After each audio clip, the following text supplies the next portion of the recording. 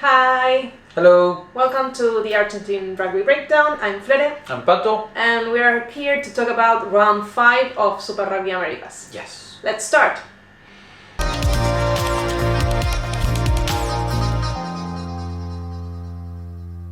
The first game was on Thursday. Yes. It was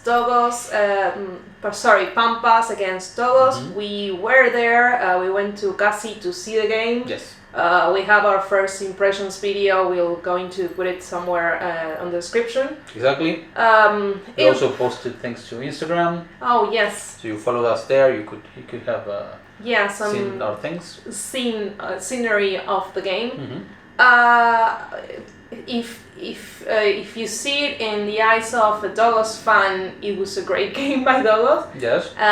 They are kind of growing very consistently in the game. They're bringing in the strategy as a team. They are like team building. I think it's getting better with each round and with each game. Of course, they won the game. If you see it on the Pampa side, God, it was horrible. It was really disappointing.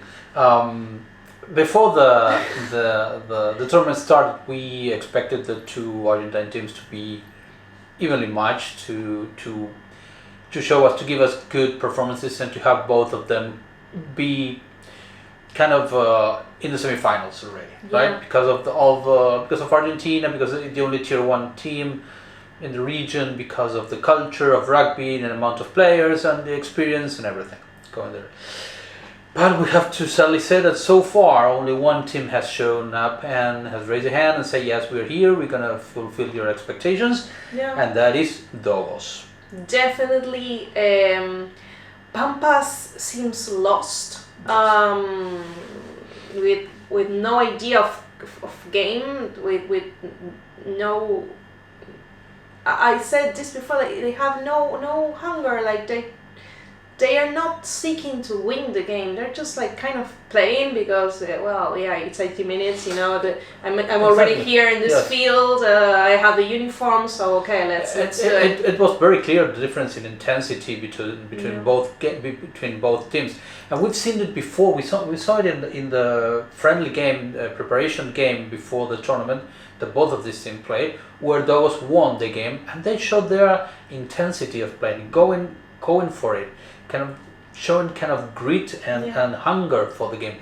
Something that Pampas hasn't shown, not in this game, but not in the previous game either. No. I think so far in the competition they haven't shown it. Yes, and they are lacking.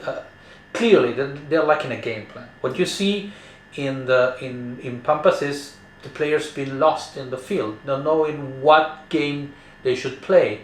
It's what I was going to say. Like you have players that train together in the same, like they brought up together in the same structure, in the Argentinian union structure. So what's the difference? It's clearly the coaching stuff or the techniques they're doing. There's something there that's making the difference, that's bringing those to a higher level. And but for me it's definitely the coaching stuff, because you have good players in Pampas, but they are working as persons, like as individuals.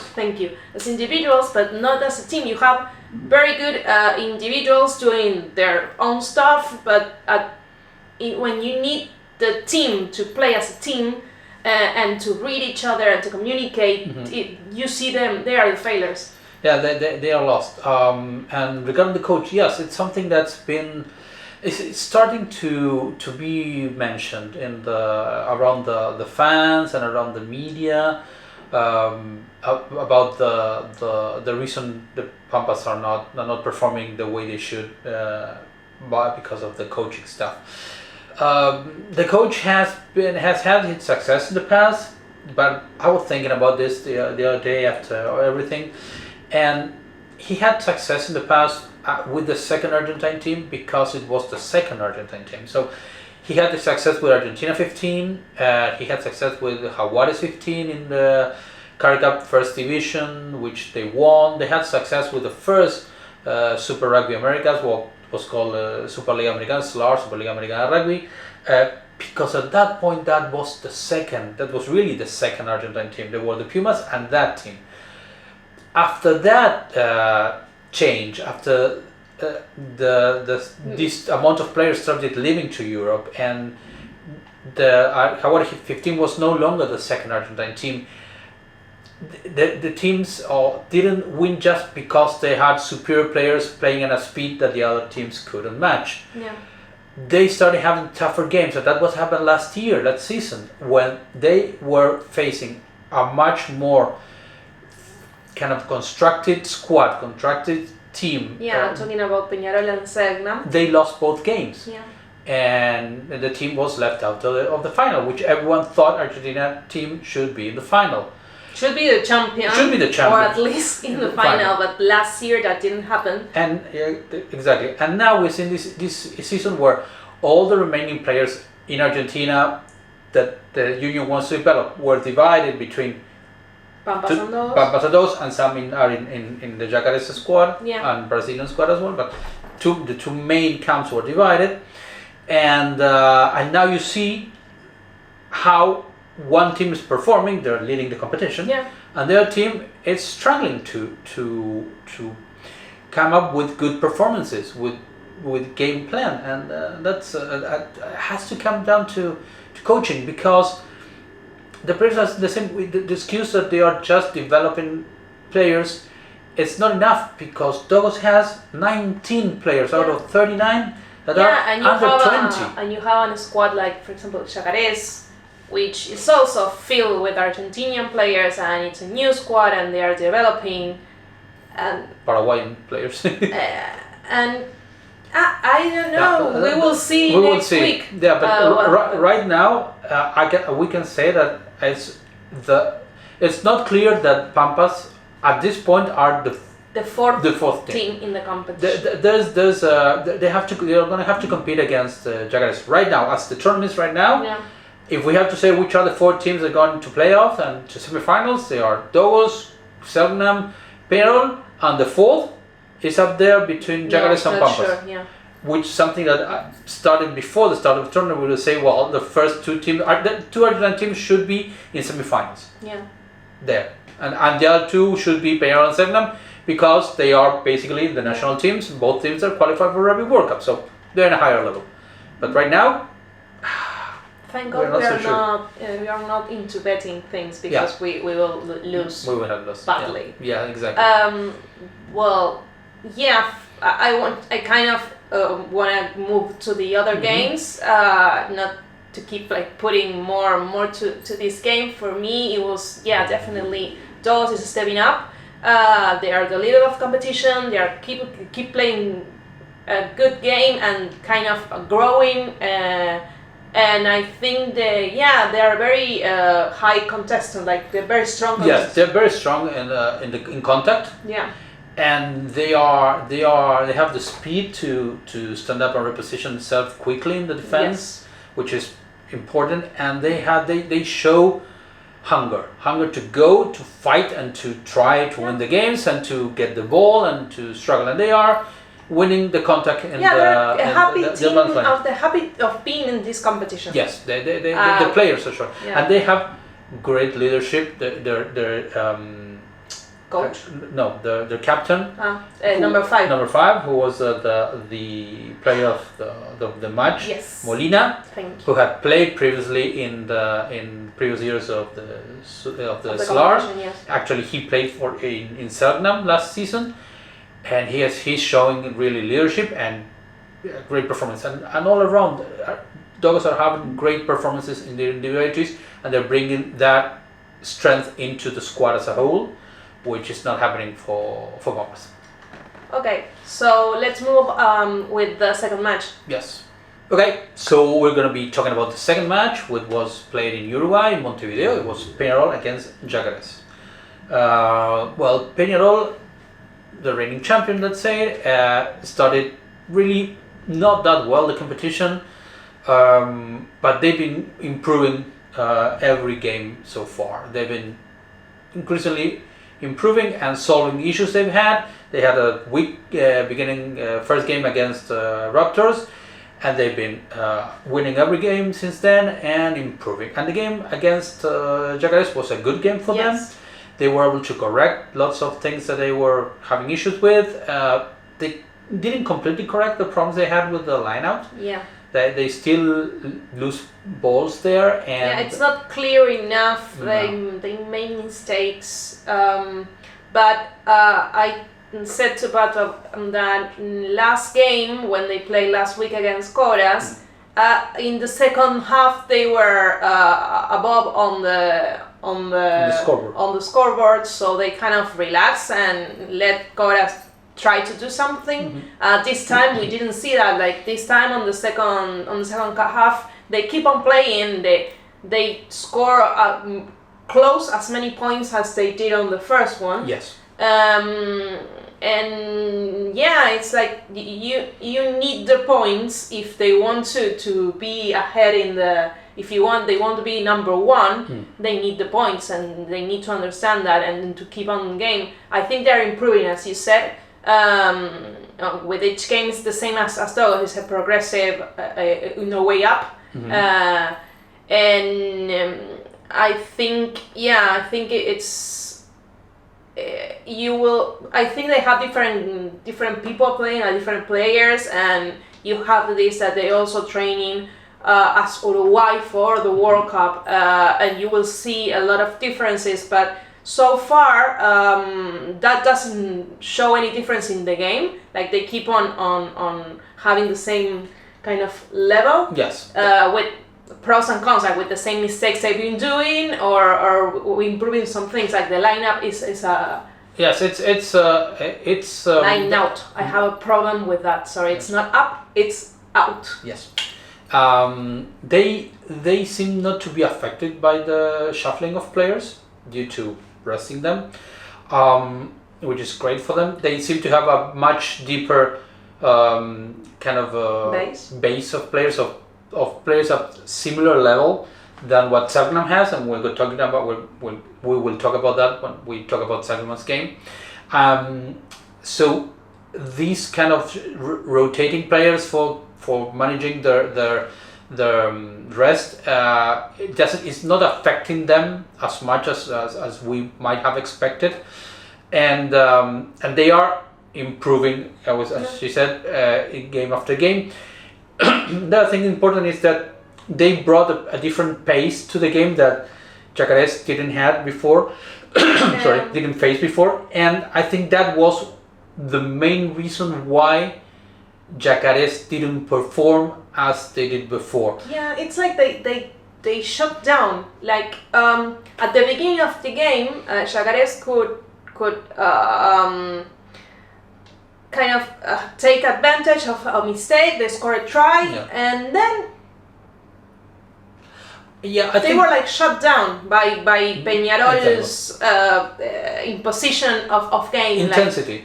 I think it was the intensity. It was Peñarol won the contact. They brought intensity. They brought speed, and Yacare was not able to fight that. So when you bring that, you start making mistakes. You start giving offside. You start giving silly penalties, and you start losing the ball because you're not able to match that intensity. I think that's the the main reason why Yacare didn't perform as well as they were doing before. They were facing a superior team, a superior squad, and it showed. Yeah. It showed in the pitch.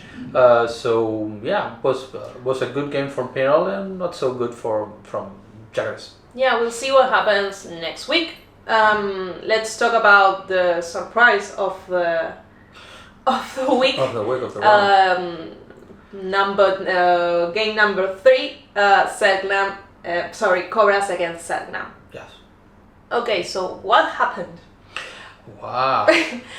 Basically, Selknam lost fairly. Like they didn't play any good, and Cobras did play really good. Like they were a completely different team. They were not doing these silly mistakes, and they only have one yellow card in the whole game, which is really good. for them. They were they were scoring points every time they could. They taking advantage of the situation. Another team that was shut down, like Cobras, Selknam, they had some losses. They have some players that they weren't playing because of non-rugby things. Study. There were four players. Uni that they were graduating. Yes. And they were like kind of main players for Selknam. But the level of performance like just crashed. But here is what we were talking about before on the Peñarol game. I think Selknam lost these 4 players for this game because they stayed in Santiago for personal reasons, university things they had to do, and they noticed Selknam shuffled and brought young players, different players who don't usually play into the squad, into the starting lineup. And what we saw is that those players were not at the same level as what usually players that start, but they are in the 23. And that was clear by, once again, the speed and intensity of the game. They didn't bring the same speed and intensity that Selknam showed in the first 2 games. So that allowed Cobras to play freely because they were not pressured as fast or as intense as they had been before with other teams. They won in contact. And many times they won in contact. So this allowed basically Cobras to play with more time and allow them. So with that they could move the ball, they could win the advance line, and they could score a lot of tries. And no, they didn't make mistakes because they were not pressured to make mistakes. They didn't make most of Cobra's previous discipline issues were because they didn't position correctly once, because they were outpaced, because they made silly penalties, because they were outpaced and outwon by intensity and strength, and it didn't happen this game. I think also when they didn't thought that they will win this game because you are playing, like, if you're a Cobras player, you know you're playing Selknam, which is a very strong team, strong squad. So if you're going to win one, this wasn't it. And then suddenly it was. And kind of that brought up more intensity for Cobras. It's like, okay, we can have this game. This game can be ours. We can actually beat this team. And I think that worked for the best. Like it could go to nervous and to making mistakes because it's like, oh my god, I can win this. But they didn't. Like they keep on playing in a really high level and scoring tries. They were Selknam was this close to tie the match, but they couldn't because Cobras kind of the defense was really good. They were pressuring a lot, and Cobras could keep them at bay without making any penalties, without taking any cards. And then they score another try just to seal the deal, and it's like, okay, yeah, we have it. So I think for the competition, it's a really good result for Cobras as a squad, because they've been losing so far. 4 games.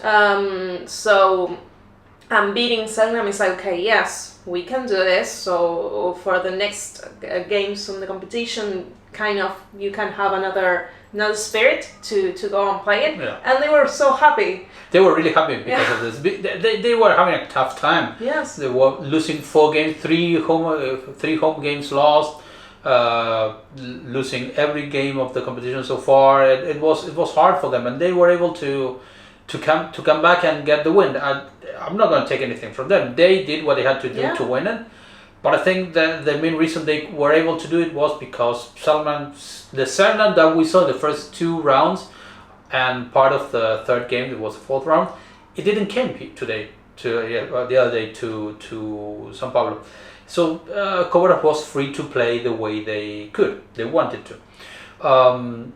I think that this kind of down road that Selknam is in, it started in their bye week, when they played against. They had a game against the development team of the United States called the Hawks, which they won.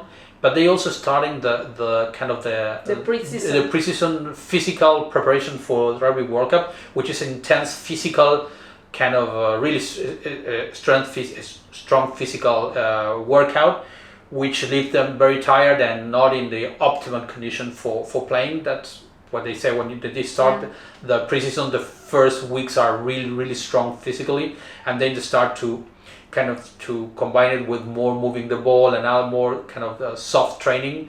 But the first weeks are really hard in the physical department, and they did that that by week. So maybe that has affected them, apart from the changing and shuffling players and not having a deep base as Peñarol has, which has shown. So we will see what happens in next round. Yeah. Now we're going to talk about kind of the tournament overalls and make some talk and some conclusions about it. So, well, this week we are adding the score. Yes, the standings. The standings, thank you. This is new for me. So we have Dogos at the top. Yes. Peñarol follows just right there. Yes, just a couple of points away.